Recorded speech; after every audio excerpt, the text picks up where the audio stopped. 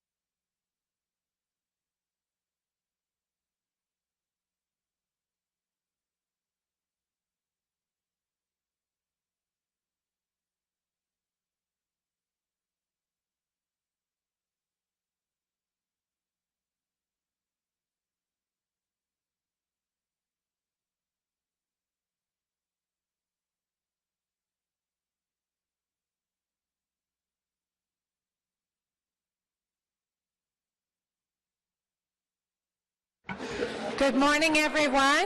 Just invite you to take your seats. We're going to get started.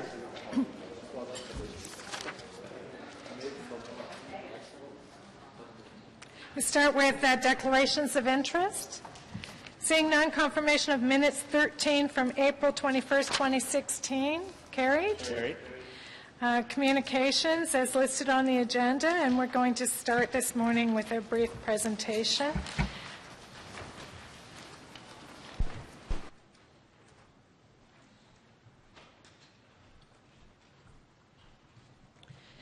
As chair of the Community and Protective Services Committee, I am proud to announce that this Sunday, May 22nd, is the start of Paramedic Services Week. Each year during this week, we celebrate the accomplishments of all dedicated staff of the Ottawa Paramedic Service. We recognize their hard work and dedication to serving our community. So I'm going to read the proclamation.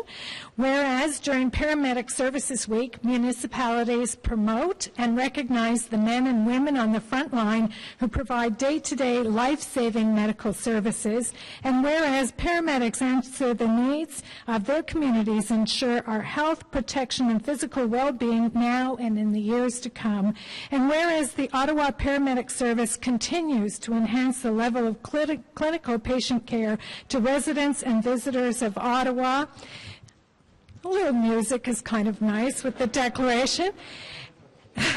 And whereas the Ottawa Paramedic Service personnel is to be commended for their efforts in ensuring that our calls for assistance are being answered with professionalism, dedication, skill, and compassion. Therefore, I, Jim Watson, Mayor of the City of Ottawa, do hereby proclaim May 22nd to 28th, 2016, Paramedic Services Week in the City of Ottawa. And I'd just like to invite General Manager Tony DeMonte and Acting Paramedic Chief Peter Kelly up to receive the proclamation.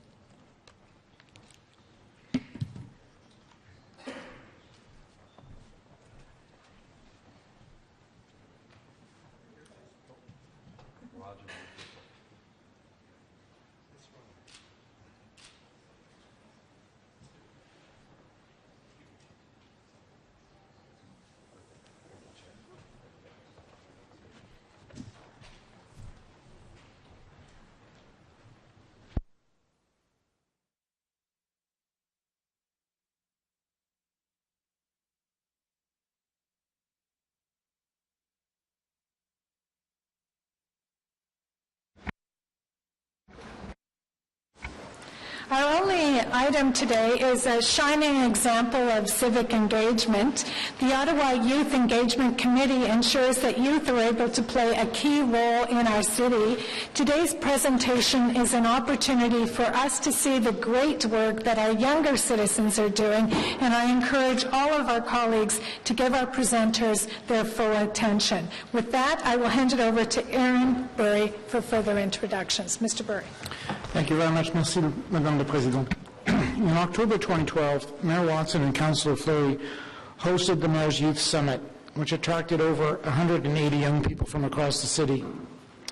One of the major outcomes of that youth summit was the creation of the Youth Action Plan, which was implemented between 2013 and 2014. And from those work led to the creation of the Ottawa's Youth Engagement Committee. In 2015, this committee worked with city staff to identify priorities for a new youth action plan for the 2016 to 2018 balance of the term. This new action plan commits 13 actions organized under 4 priority themes as identified by the youth that will be implemented during that period. I'm going to ask Claire to introduce the youth that are here today to speak to you about the youth action plan. Thank you, Aaron. Good morning, everyone. The Ottawa Youth Engagement Committee was a committee, as Aaron mentioned, that came out of the Youth Summit Action Plan. They were formed to champion the work of the Youth Summit Action Plan and to help us monitor the implementation of that plan and give us feedback on that plan. The most important role for the Ottawa Youth Engagement Committee, however, is to engage with us as municipal staff and as yourselves as elected officials. That's a role they take very seriously, so they're obviously very thrilled to be here today. Before I introduce our two amazing youth that are going to be presenting to you, I want to acknowledge one of your colleagues, Mathieu Fleury, Councillor Fleury, for his leadership on this file. Thank you very much for that. He's your liaison on the committee. Also acknowledge the work of Youth Ottawa, who is the agency that helps us to support the work of the committee and support the youth to meet the objectives that they have set out for themselves in their action plan as well. You'll hear about that. And I want to acknowledge the work of staff, Nadine Jaudoin and Gloria Gorbullo, who over the last 2 years have done a great deal of work and shown a great deal of commitment to the youth and supporting them as staff, liaising with other staff in the corporation. So I'm very appreciative to the team. Today we have the pleasure of welcoming two members of the Ottawa Youth Engagement Committee who will make a presentation about the process that was undertaken to develop the Youth Action Plan, the actions it contains, and the role that OYEC will continue to play during the implementation of that plan. I have beside me Judy Rintambo, and she has been a member of OYEC since its beginning in 2012, even before then. She is currently one of the co-chairs of the committee. She's 20 years old and a second-year political science student at University of Ottawa. Beside her is Laurel Moitz, and she's been on the committee since 2014. Laurel is 17 years old and is finishing grade 12 at Canterbury High School. Tells me she's on her way to London, Ontario, to Western. So congratulations, Laurel. Welcome, ladies. You're on.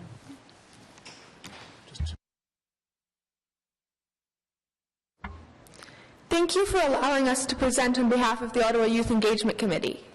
Merci de nous recevoir et de nous donner l'opportunité de présenter aujourd'hui. We are very appreciative of this opportunity you have given us today, and we hope that you enjoy our presentation.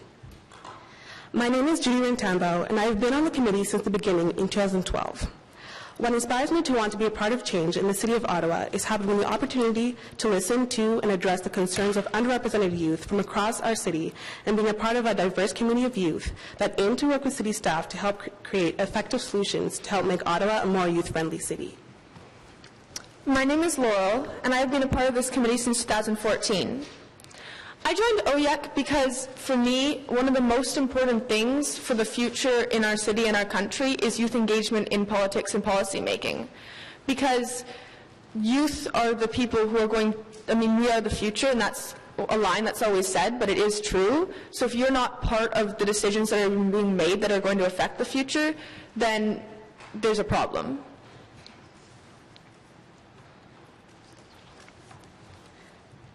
Mayor Jim Watson and Councillor Fleury held a youth summit at City Hall in 2012. Over 180 youth came and voiced their opinions, problems, and concerns regarding youth living in Ottawa. A youth summit action plan was created following the summit with over 30 actions that were proposed and carried out by the city. One of the actions in the Youth Summit Action Plan was to create a Youth Engagement Committee. Over time, the group renamed themselves the Ottawa Youth Engagement Committee. These are just some of the youth that are a part of the committee. The members of our committee have changed over the past years, but we aim to represent the diverse backgrounds and experiences of youth throughout Ottawa.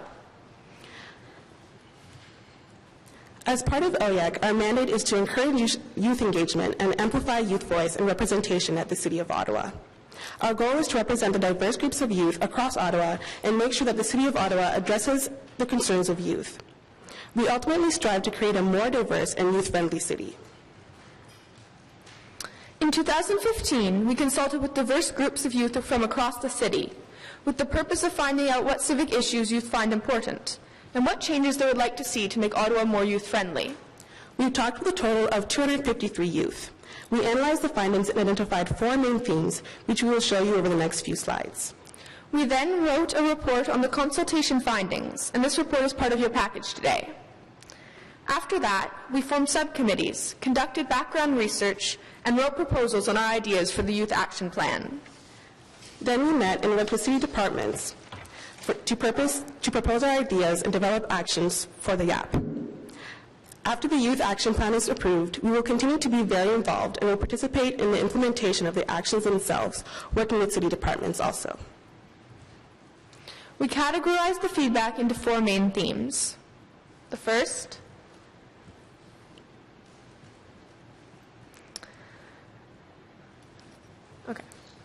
The City of Ottawa has many great services that can help and support youth. And Ottawa is one of the very few cities with a youth portal, which is great. Unfortunately, only 8% of the youth we surveyed knew of the City of Ottawa Youth Portal, and very few follow the City of Ottawa on Facebook, Instagram, YouTube, or Twitter. Our research suggested that there are a lot of services that the City of Ottawa provides for youth, but that youth don't know about them. I personally feel that the more communication and two-way engagement between the city and the youth, the better the city will be able to serve our needs effectively. The objective of the communication theme in the YAP is for the city to improve communication with youth. The actions in the plan include developing a communication plan to promote the youth portal, making improvements to the existing online youth portal, and developing two-way engagement mechanisms with youth. Within the communication theme, OREC's role will be to consult with youth to inform the social media strategy, identify questions that youth want answered by the city, and recommend changes and updates to the youth portal. The next theme is relationship building. We found many youth talking about the need for better relationships between youth and the community, including city councillors, police officers, and youth organizations. OREC member Sherry commented about building relationships. She said, "There's a lot of misconceptions about people in our city. I think improving youth relationships as well as correcting our misconceptions will be very important to building a lasting, beneficial, and unified city."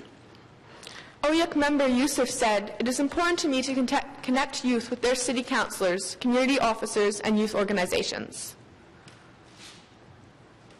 The objective of the theme relationship building is to increase opportunities for youth to connect with city officials, councillors, and police.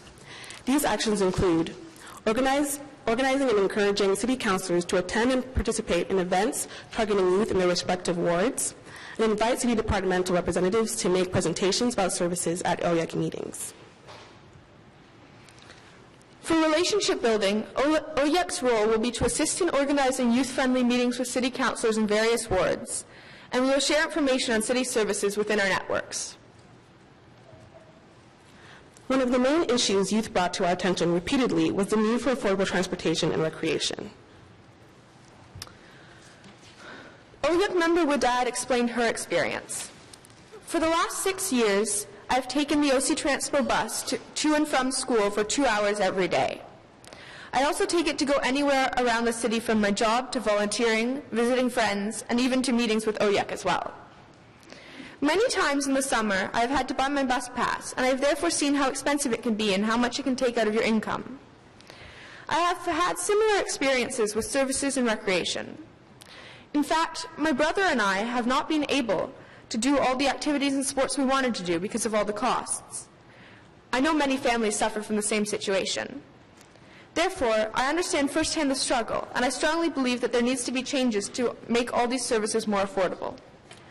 Personally, I believe that affordable transportation is essential for many youth in Ottawa because it allows for youth to have access to important services and spaces wherever they live in their city.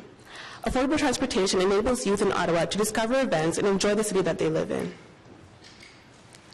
The objective here is to improve affordability of transportation and recreation activities.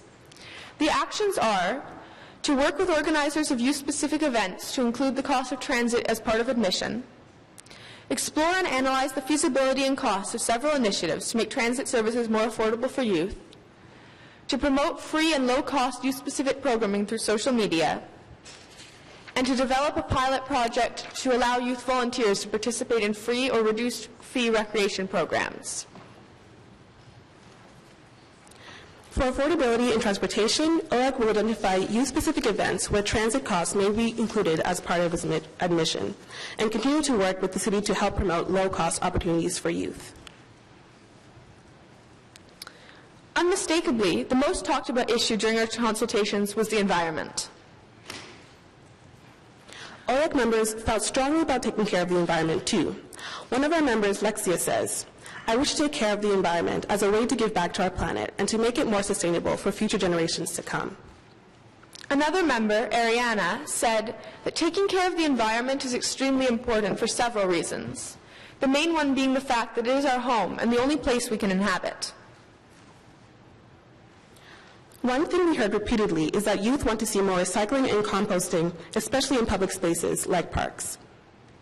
The city has agreed to install recycling bins at 4 new parks as a pilot project and will encourage greater uptake of the green bins in schools. We will help to select the parks to receive recycling bins for the pilot project. And we are ready to engage youth to identify ways to encourage schools to participate in the green bin program. The final theme is the Ottawa 2017 celebrations. We are very excited to celebrate Canada's 150th birthday here in the capital city. With that said, in such a meaningful year like 2017, I believe it is very important to show the greatness of the capital of Canada. I want to give back to this city and make everyone proud of being from this city. Becca, an OYEC member and leader of our 2017 planning, said, 2017 is a chance to highlight the incredible contributions that youth have made and continue to make to grow our incredible capital city of Canada. The objective of OYEC being involved is to ensure participation and recognition of youth as part of the 2017 celebrations. The main action in this area is to create a project to profile youth who are contributing to their community.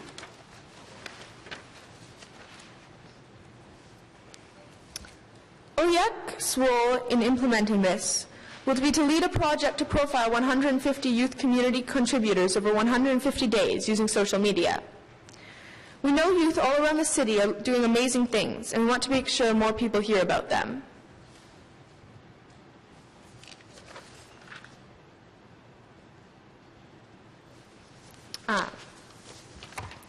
That concludes our presentation about the 2016-2018 Youth Action Plan. We are so pleased to have been given the opportunity to shape this plan, and we feel that it reflects the priorities and ideas as voiced by the youth in our community. The committee looks forward to working with the city departments to implement the actions in this plan for youth. Thank you all very much for your ongoing support and for listening to us here today. Thank you. Merci pour votre attention. And thank you very much for the presentation and for all of the work that you have done and for the recommendations. I think you've put a lot of thought and time and effort into this, and it really shows. So thank you for being here and thank you for your work. Are there any questions for the delegation? Comment, Councillor Fleury. Merci, Madame la Présidente. J'aimerais simplement faire écho de ce que vous avez dit. Évidemment, c'est une des meilleures présentations que l'on a eues à ce comité. C'est très précis, c'est simple, puis on comprend les objectifs qui ont été présentés. I want to thank the group, but also highlight the work that's going downstairs, that's going on today. So for members of committee, members of council, members in audience, there is a youth showcase that's happening in Jean Pinkett all day, and I think, indirectly it relates to the work of the Youth Engagement Committee. A few years ago, following the Youth Summit, we recognized the challenges of the group, and it was not the fault of any individual, but there was strong representation from one high school. Now I think that we can say that we're building sustainability so that, as highlighted previously, that, obviously youth will have a chance to go to college and university.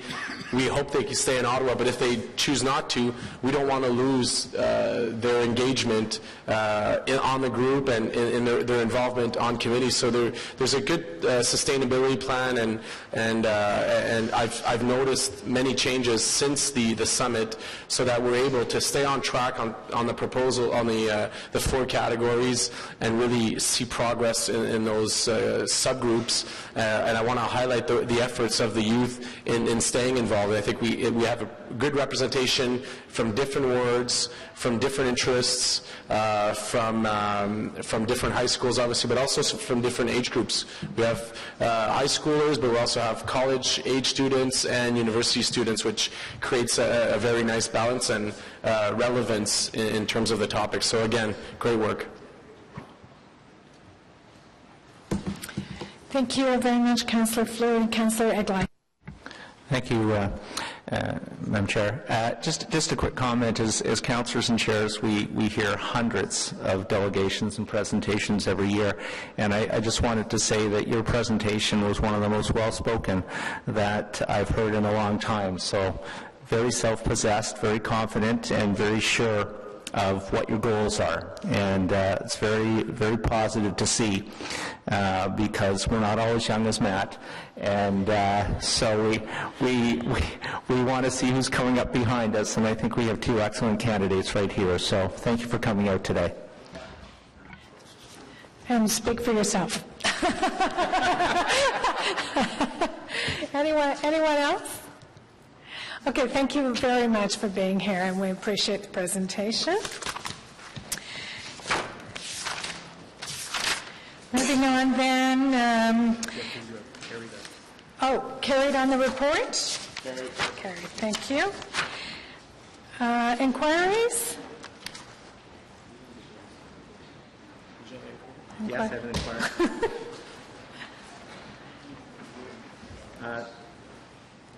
Thank you, Madam Chair. So my inquiry is as follows. Whereas there's been considerable interest in the proposed playground at Mooney's Bay, and its announcement has prompted a number of questions to councillors' offices, I request staff to provide the following answers. 1, how long had discussions been ongoing between the city and the television production company prior to the recent announcement? 2, will there be any public consultations as to the design of the proposed park? 3, what is the estimated total of the city's financial commitment to the build of this project, and how will it be funded? Will council be advised of any potential increased cost? Will any aspect of this project come to committee or council for approval? 5, when will a community consultation occur for the relocation of the Sioux Hallway Fitness Park, and what form will it take? And finally, in light of the many existing parks in the city in need of repairs and upgrades, what considerations were taken into account prior to agreeing to this project? Thank you, Councillor. Any other inquiries? No, Madam Chair. Councillor Shirley? Rather than do my own inquiry, if we could tag on 2 parts to that, which would be, or one part, what would be the impact on the Dragon Boat Festival and Hope? I'll consider that friendly.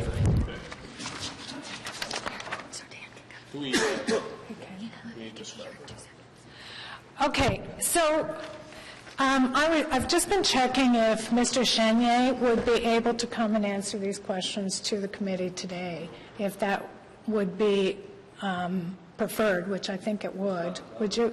So we're just going to try and get him. While we're waiting for Mr. Chenier, though, I just wanted to take a couple moments to let the committee know about an amendment I'm going to be bringing forward to council next week. As many of you may be aware, the Transit Commission recently discussed the components of creating a low-income transit pass and moved a motion asking for funding from the province to implement the program. But as Community and Protective Services members, I think we have a responsibility to oversee the essential supports for individuals on low income. In the event that we're able to fund a low-income transit pass, we know there will still be hurdles for low-income residents to have the ability to actually purchase one. For that reason, I will be seeking an amendment at Council that in addition to asking the province to fund the pass, we will also ask the Government of Ontario to consider instituting a mandatory transit and transportation benefit. And I'll take this right to Council, but I think there may have been some process issue with that going to Transit Commission and not being considered here as well. So I just wanted to bring it to your attention so that when it gets there, hopefully you will all support it. But because they don't actually have a mandatory benefit, it's lumped in with the ODSP or OW. Still, a lot of people wouldn't be able to access it. So that's what the motion will be about. And I just wanted to make sure members of this committee were aware that that's going to happen next week. Okay, so are there any other inquiries or motions or anything while we're waiting for Mr. Chenier? Yeah. Okay. Councillor Nussbaum. Thank you, Chair. Last year we had a couple of discussions on goose eggs And I just maybe, it doesn't have to be a formal inquiry, but it would be good maybe for us to get an update from staff at our next meeting as to how things are going, because the springtime's a pretty important moment to deal with the control of the goose population, and Councillor Fleury and I were worried about the Rideau River. I think others were worried about other parts of the city, and it just would be great to get an update on what's happening with regard to that program. So it doesn't have to happen today. But I think that's a reasonable inquiry, and maybe you could just write that out and we'll make sure we get an answer. Okay. Okay? Yeah. Great.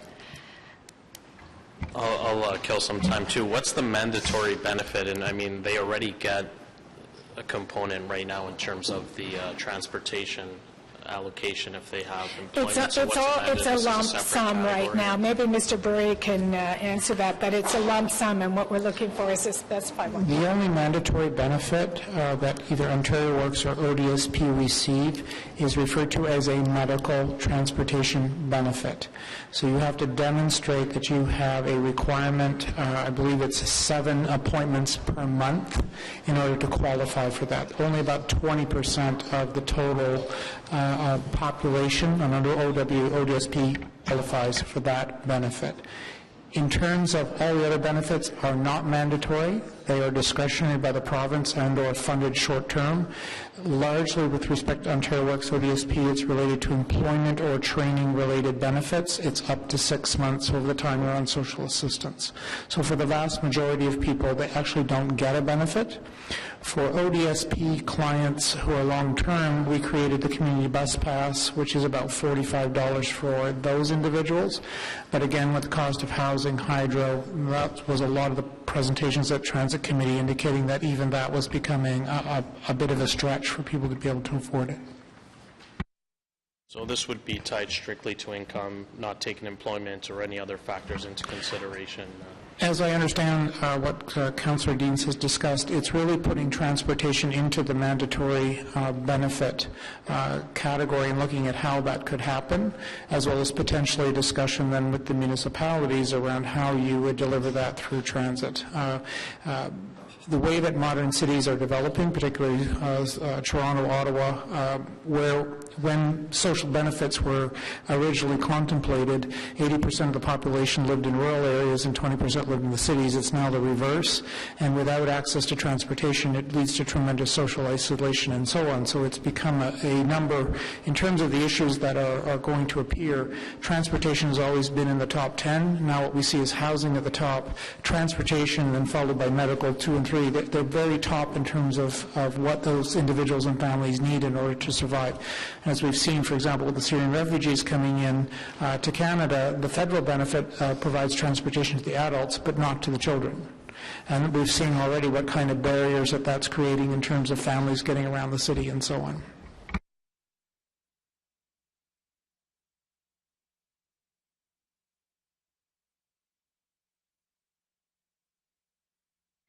Mr. Chenier is on his way, so just, he's here. Okay, so just in terms of process, because this is not on the agenda, I'm looking for a motion to lift this item and place it on the agenda, and this would supplant, I would take it, your inquiry, because we would have the questions asked and answered today.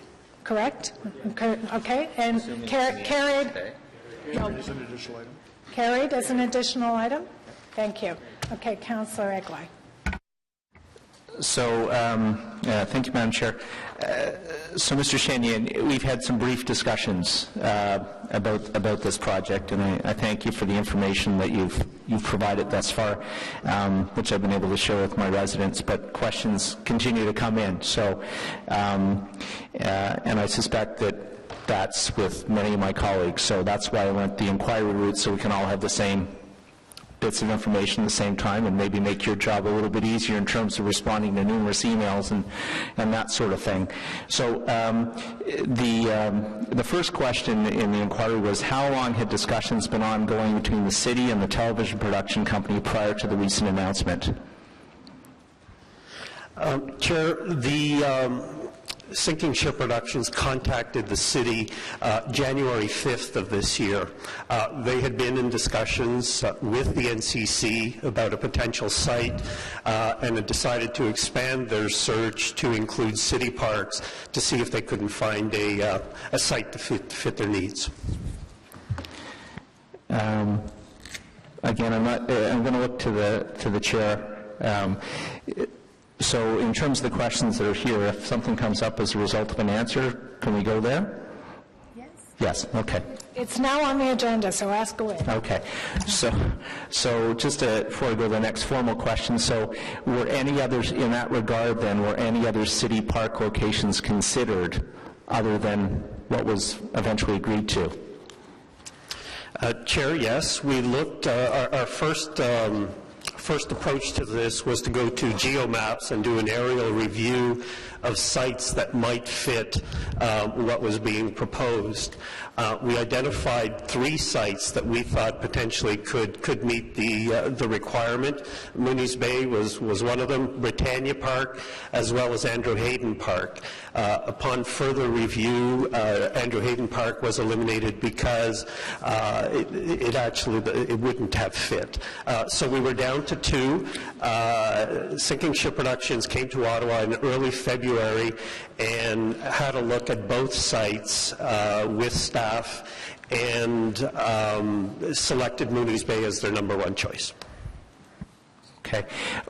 One location that's popped up in the news recently is Vincent Massey Park. Do you know if that was ever considered? Chair, we don't know what discussions have been had with the NCC and whether specific parks have been discussed, but I as well have seen LeBreton, Hogsback, and Vincent Massey in the media. These are all NCC lands at this point, so we have not entertained discussions about those because they're not our properties. Okay. Second question in the inquiry was, will there be any public consultations as to the design of the proposed park? I saw a sketch that was released last night to the media. Will there be any formal opportunity for residents from across the city, as it's a 150 project, to weigh in on what the park might look like? Chair, Sinking Ships intends to come to Ottawa in early June and hold an open house. A big part of this is to involve children in the design and the layout of what is actually constructed. So even though the big picture plan has been prepared, there is an intent both to do an open house locally, and that has the purpose of engaging children in what the project is going to look like. It also has the purpose of recruiting volunteers to help support the project. And then, of course, as the project would start, they would be flying in kids from across the country to come and work on the specific province that is being built at the time. Okay. Third question, excuse me, that I posed was, what is the estimated total of the city's financial commitment to the build of the project, and how will it be funded, and will council be advised of any potential increased costs? This project is being funded as a grant under the Capital Partnership Project. Our maximum contribution is $959,000, which is based on 50% contribution to the overall cost of the project. And if there are any incremental costs beyond that, that is our maximum grant contribution, as is the case with all capital partnership projects that we fund. So if it comes in at $2.5 million, say, the city is still only responsible for $959,000. That's correct. The maximum contribution is $959,000. Of course, we would work with the proponent to find value and reduce costs if that became an issue. But our maximum contribution, our commitment at this time is for the $959,000. At one news report talked about crowdsourcing on behalf of the production company. Is that how they're going to fund their half, or do you know how that's going to happen?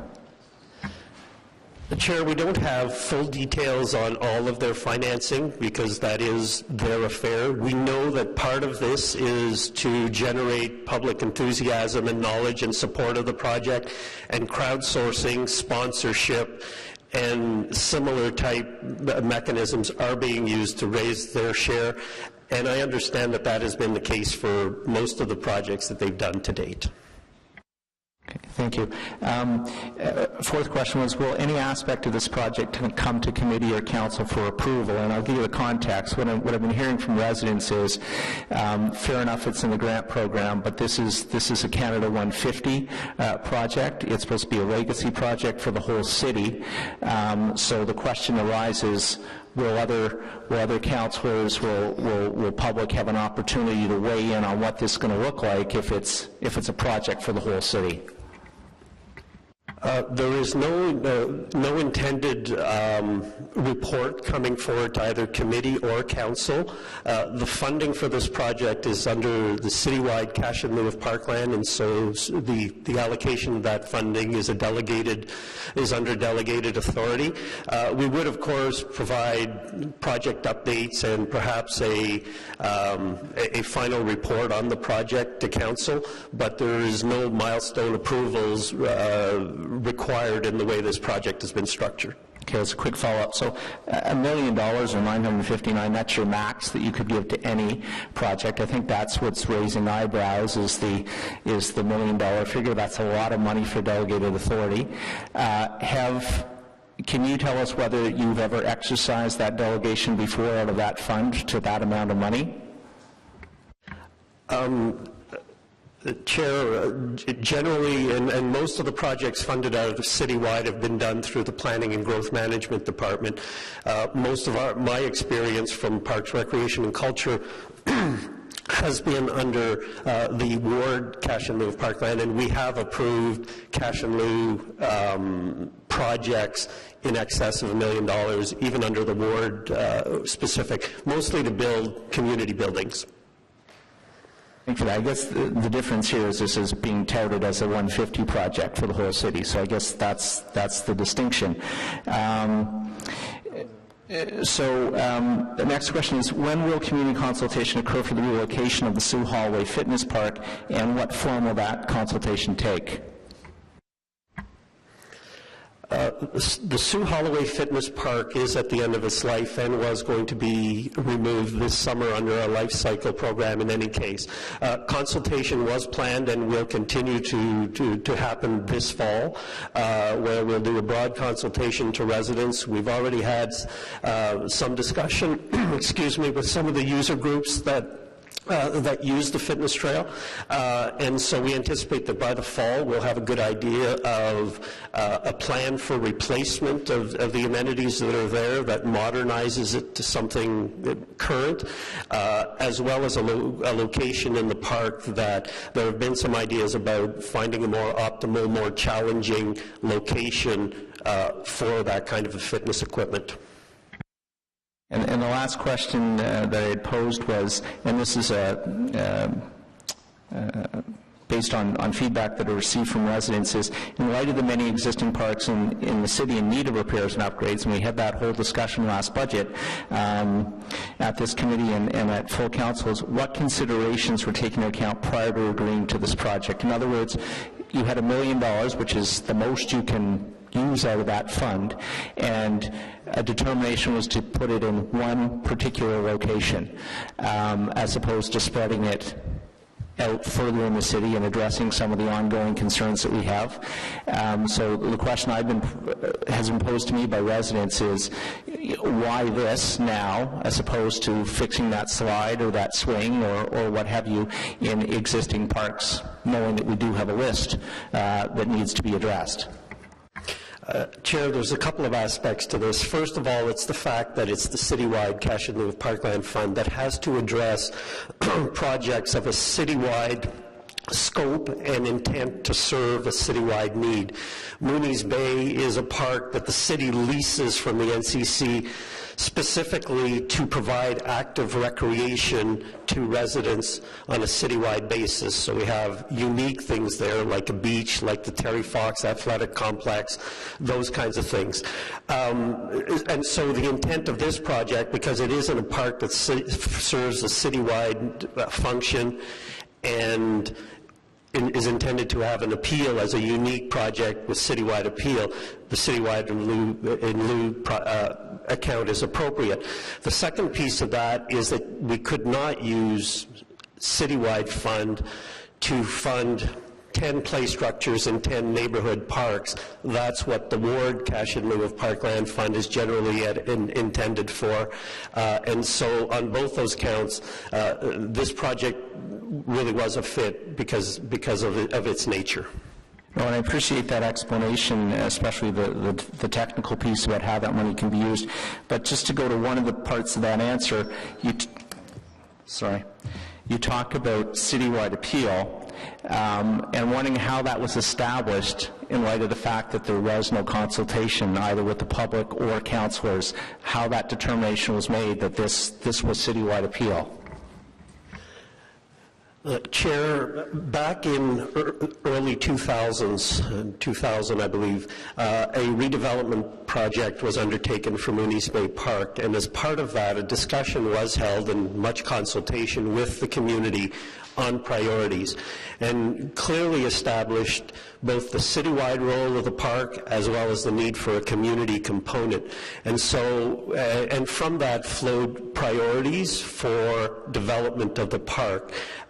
Some of them we have delivered on, a new pathway system into the park that addressed pedestrian cyclist conflict, things like that.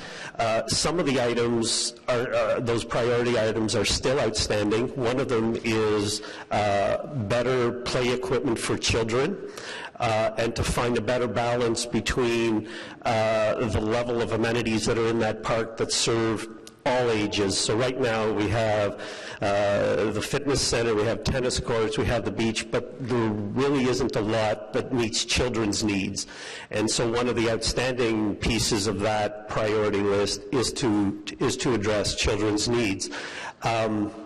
And so we looked at that, and one of the things we have been pursuing is how to redevelop that park to provide enhanced active recreation.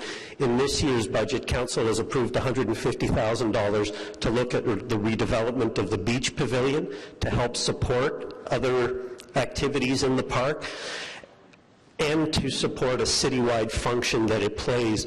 So we already have a pretty clear kind of understanding that this is why we're leasing the property for the NCC, to offer active recreation as opposed to perhaps the more passive activities that are taking place in nearby Hawksback and Vincent Massey Park that are pretty well left without these kinds of amenities. So that's how we came to I guess the agreement that this type of amenity being added to the park was consistent with the long-term vision of the park and what we were trying to do there.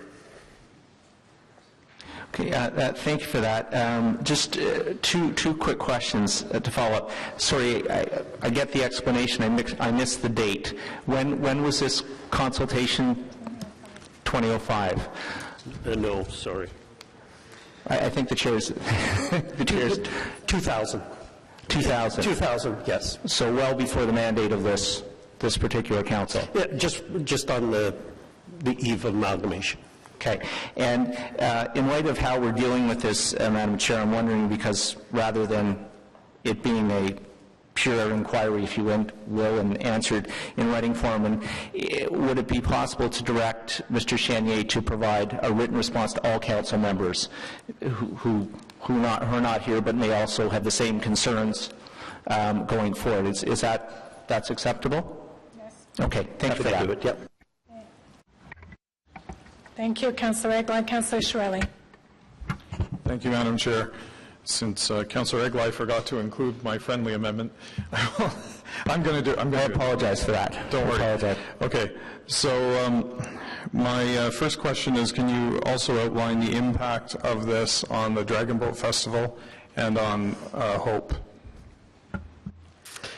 Chair, yes, those are the two festivals that will see a bit of an impact.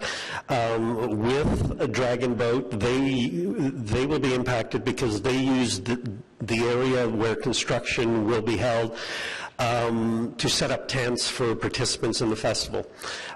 We have worked with them, and the plan as it currently stands is that we would prepare the site for the eventual construction of the park between now and June 15th.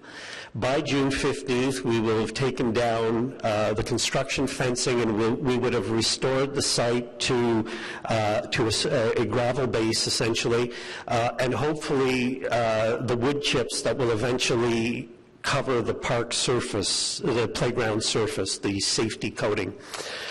This will allow Dragon Boat to move in and set up their tents. We will provide sandbags to help them anchor them, because that surface will not be as useful as grass would have been.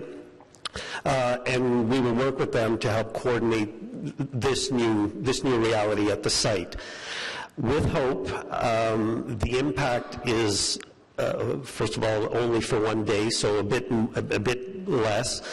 And the only piece that impacted them was that they were using a portion of this site for bicycle parking. They would create an enclosure for bicycle parking. And we've worked with them, and they identified an alternate location, and we've agreed to that, and it will be relocated to that site. So there should be minimal impact. The other piece with hope is that because by the time that festival is happening, there will be construction of the park will have begun. There will be a coordination piece between their setup crew and our construction crew, but again, these are just logistics that need to be worked out between the parties. Do either of them think they're going to have to downsize their operation?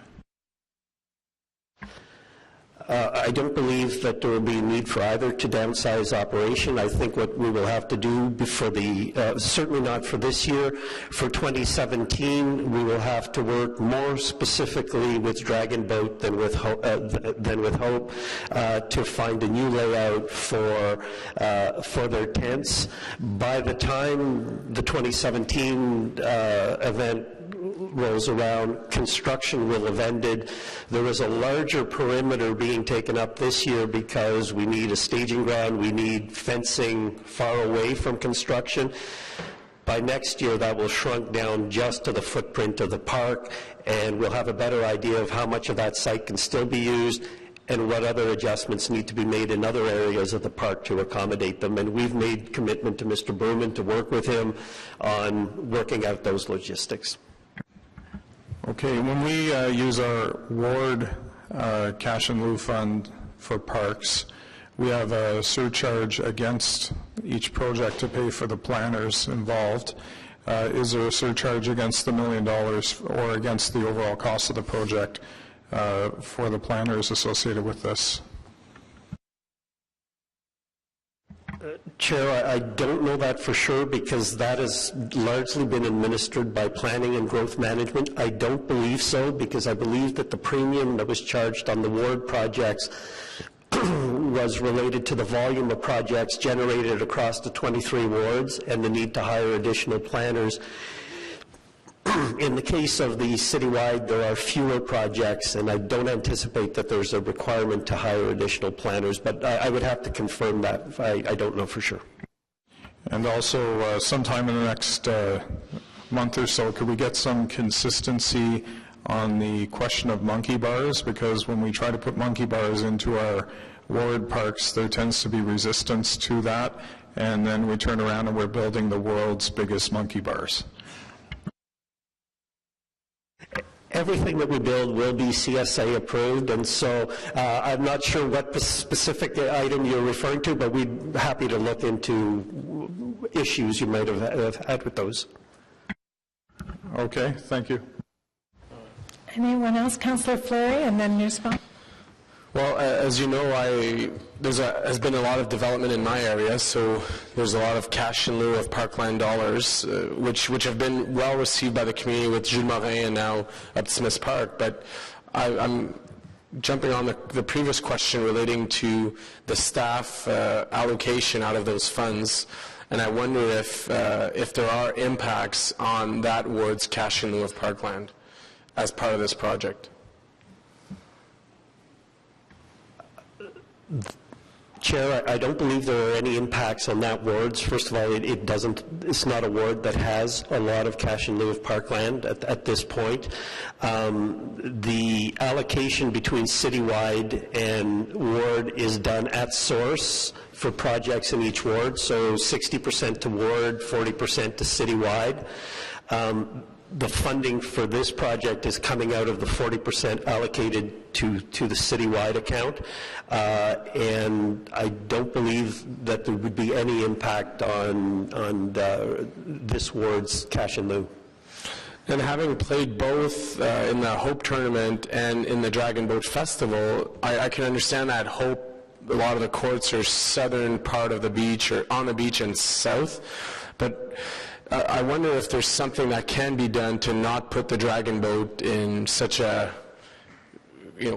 frantic kind of touch-up Band-Aid solution for this year. Is there ways to delay the beginning of the work or minimize the work so that the layout for Dragon Boat can be as is for this period? Because we're a few weeks away from their festival.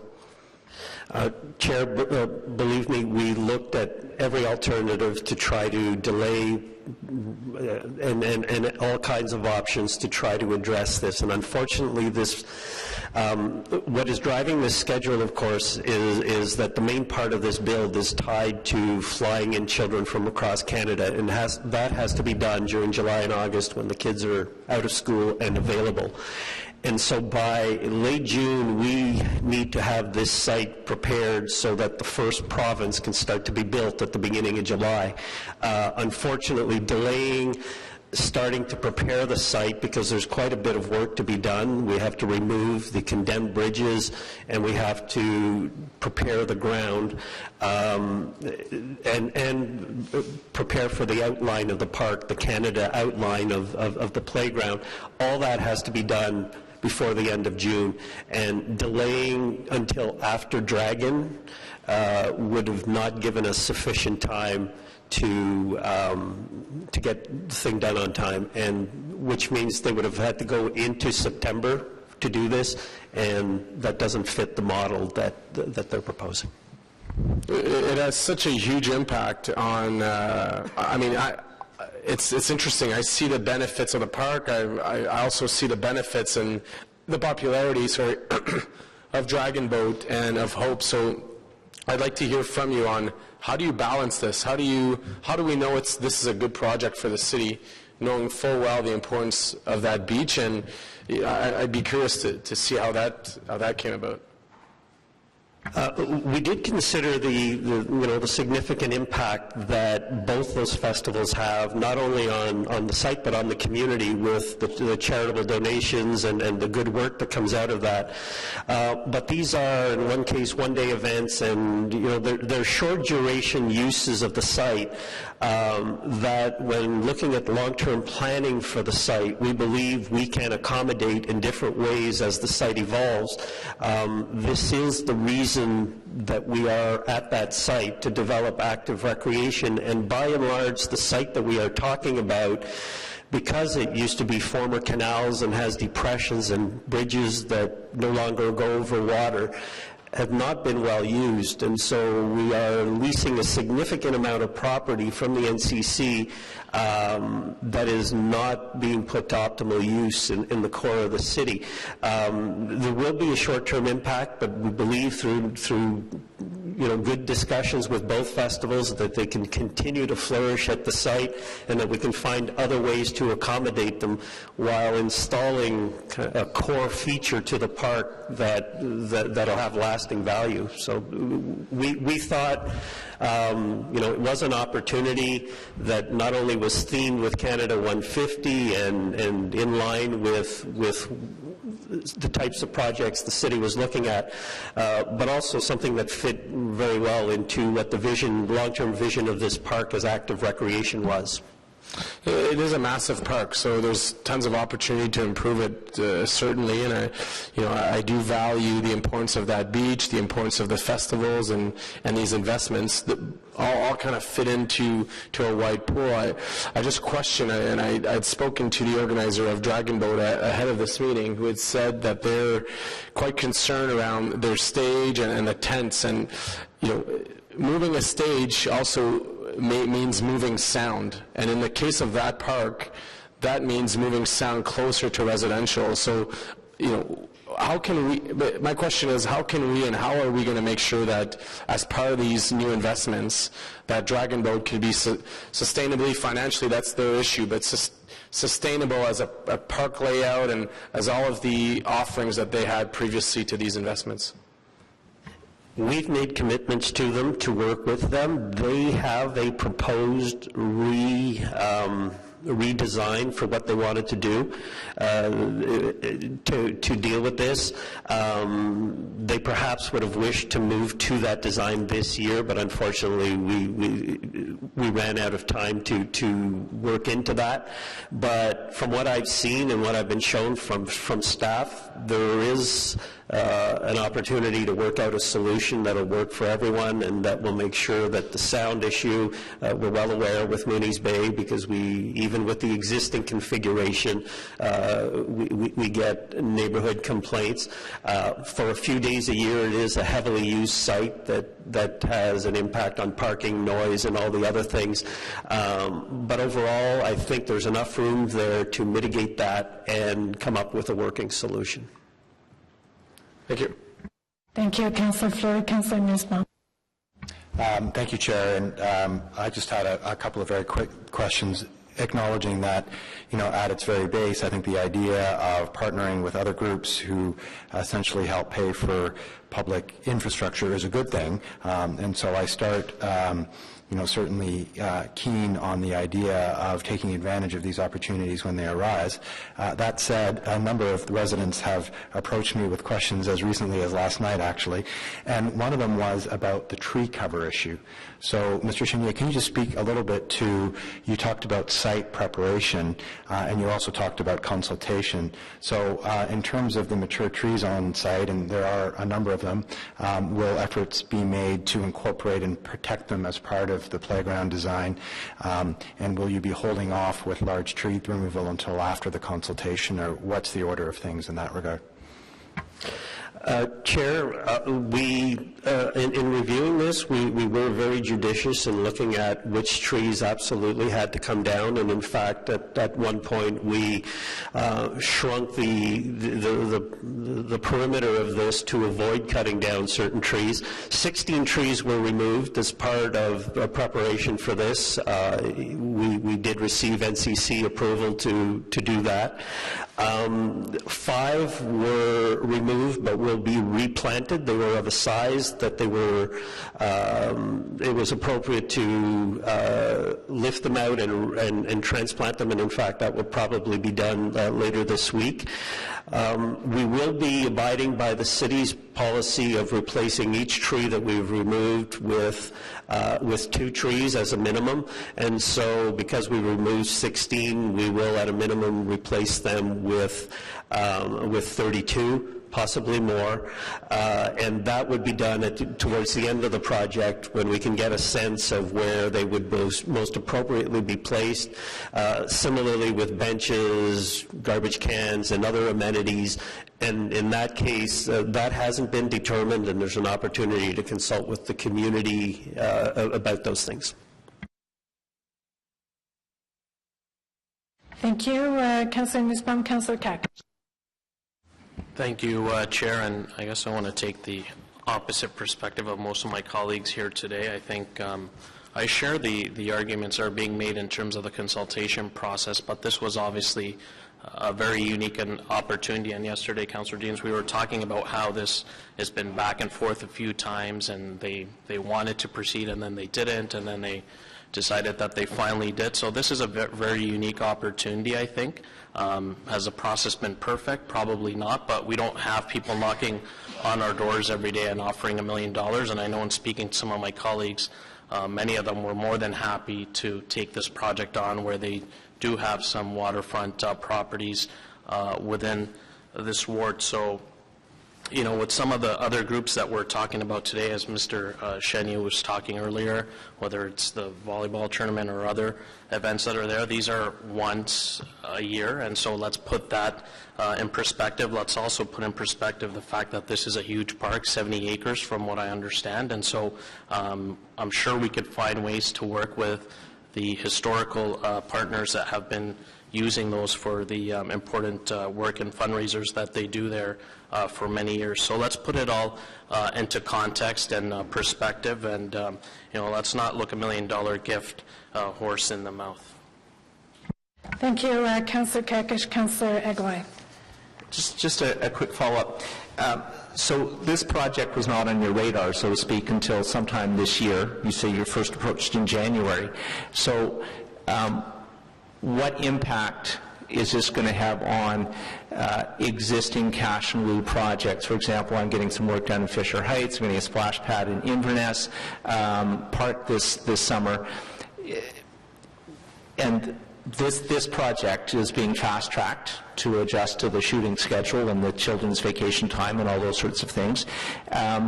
So can we be rest assured that all of us around the table that any projects that we have currently in the queue are not going to be delayed or put off as a result of staff resources being diverted to fast-track this particular project? Chair, that is the case. This project is being built by Sinking Ship Productions, not by the city.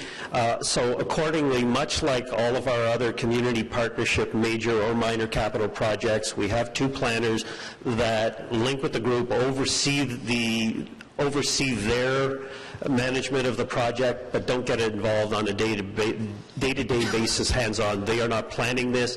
They are not the constructor. They are not purchasing the amenities. All that is being done by Sinking Ship, and so our role is really an oversight one, much like the dozens of other projects that are in our grants program, and it'll be treated essentially in the same manner. Well, that's good news that everything else that's been promised will continue to be on track. So that's appreciated. Thank you for that clarification.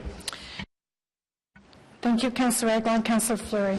Just on a point of clarification, it was highlighted by my colleague that unlike the discussion at the table, he was in favor. I want to say that my questioner, I'm trying to get informed. So my questioner are not in favor or against the project. I've heard and obviously when there are private partnerships and investments that do come, we have to consider them seriously because they don't come every day. But at the same time, when these decisions are made, there are broader impacts, and I wanted points of clarification. So I remain neutral on the topic, and I think that Mr. Chenier has provided additional information here today. Thank you. Thank you, Councillor Fleury. Anyone else? And just by way of follow-up, I think the one thing that's missing in all of this is information about what this project is really going to look like and what benefit it's going to bring. And I know there's been some cone of silence around it, and I just wonder, Mr. Chenier, if you can share any of the details of what's planned with the committee. Councillor, we are working with Sinking Ship to provide better graphics of what this will look like in a finished state. They are somewhat guarded because when they do their June consultation, they want that to have some appeal, and they want to leave they want the public to know that they haven't decided on all the details. And so even though one would imagine that they have everything worked out, their approach really is to open it up and have a discussion about what's going into the park. Certainly the area, the 40,000 square meters is in a Canada shape with the track around it is a feature. Each of the provinces, there will be 10 play structures with themes that represent the provinces. There will be amenities around it like benches and new trees to help blend it into the park. There will be something that is needed in this area of the park, which is drainage, because right now, because this area of the park used to have man-made canals in it, there is chronic wet conditions there, so there will be a proper drainage layer put in with connection to the sewer system so that that area of the park becomes more usable. Those are kind of the details. What people, I think, really want to see now are pictures of what possible play structures might look like, and that is coming in more detail as we work through with them their preparation for the June workshop. Because I think it will be very helpful once, and probably create a little more excitement around the projects once we sort of have a better visual of what that's going to look like. I mean, on one hand, I think it's unfortunate that given the nature of the partnership, we haven't been able to do more public consultation, because that's important to all of us to do that. On the other hand, leveraging $1 million in a park to do something, a very unique legacy project like this in Mooney's Bay has some excitement, and I know there'll be a lot of children for many years to come that will enjoy that. So it's a bit of a balance for us, and I know it's been difficult for the city because of the on-again, off-again nature of the discussions and the confidentiality requirements that have or poked holes maybe in our normal process. But having said all that, we look forward to seeing the road ahead. Councillor Nussbaum. Sorry, I hate to go back to trees here for a moment, but since Mr. Chenier spoke, I went on and looked on the site through a satellite image, and it looks to me as if the 16 trees means that the area around the bridges is essentially being cleared. Is that a fair assessment?